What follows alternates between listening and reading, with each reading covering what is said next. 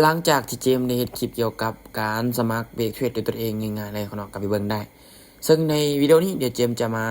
อธิบายหรือว่ามาบอกวิธีการเปิด 2FA ตอนนี้พวกเจ้าเข้ามาในกราฟเลยเข้ามาในกราฟแล้วพวกเจ้าเห็นบ่โปรไฟล์กดเข้าเลยขนมกดเข้าโปรไฟล์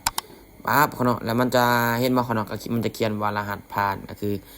คุณเปิดใช้งาน 2FA เพื่อเอารหัสผ่านขนมไอ้น้องก็เห็นบ่ขนมมันจะมีสวิตช์นั่นไอ้น้องก็กดเข้านั่นเลยเนาะกดเข้านั่นเลยเด้อกดเข้าสวิตช์นั่นเลย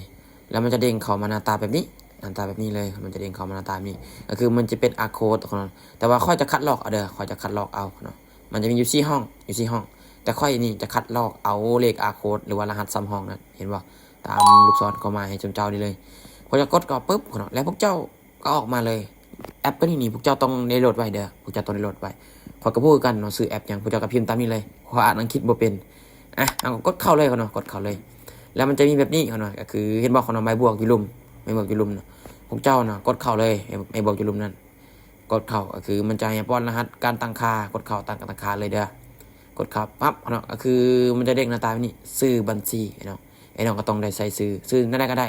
คอยก็จะซื้อใส่เจมจิสุดรอเนาะเนาะใส่เพื่อซื้อตัวเองเลยเนาะเป็นซื้อเฮาจื้อแหละวงคอยมีลายตัวนี้ก็จะเป็นอาร์โค้ดเนาะอาร์โค้ดที่เฮาได้คัดลองกินแหละแล้วก็กดเพิ่มเลยเนาะกดเพิ่มเลยเด้อ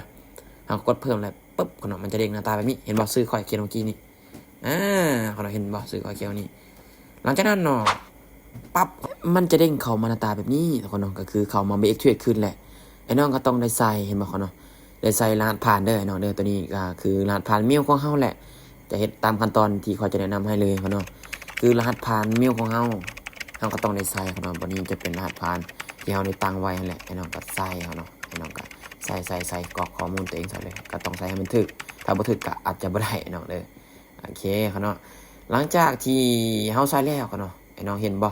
หลังจากที่เฮาใส่แล้วปึ๊บเนาะไอ้น้องเห็นบ่อันนั้นรูปจรวดนะทุกคนเนาะรูปจรวดเห็นบ่รูปจุดนั่นแหละรูปจรวดนะพวกเจ้ากดเลยเนาะพวกเจ้ากดกันเลยเด้อคือมันจะเป็นรหัสอีกรหัสนึงที่มันจะส่งมาทางข้อความ Gmail อีเมลเนาะไอ้น้องก็กดเข้าไปเลยเนาะแล้วมันจะส่งมารหัส6ตัวเลยเนาะเด้อเนาะส่งมาแล้วตอนนี้เห็นบ่ไอ้น้องก็เข้าไปเลยเด้อเข้าไปเลยคัดลอกเอาเลยเนาะคัดลอกเอาเลย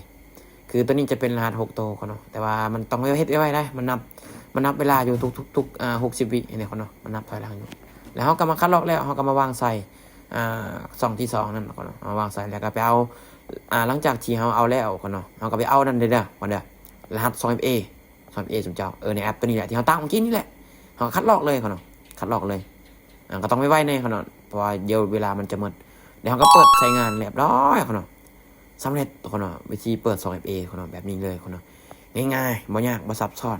ไว้ EP ต่อไปขอจะมาให้แนะนำวิธีการเปิดรหัสธุรกรรมเนาะเปิดรหัสธุรกรรมก็ง่ายๆเลยแป๊บเดียวเองเนาะเดี๋ยวติดตามไว้เดี๋ยวเจมจะมาบอกวิธีเปิดเนาะมีแต่คลิปนี้ก็ประมาณนี้เนาะคลิปนี้ประมาณนี้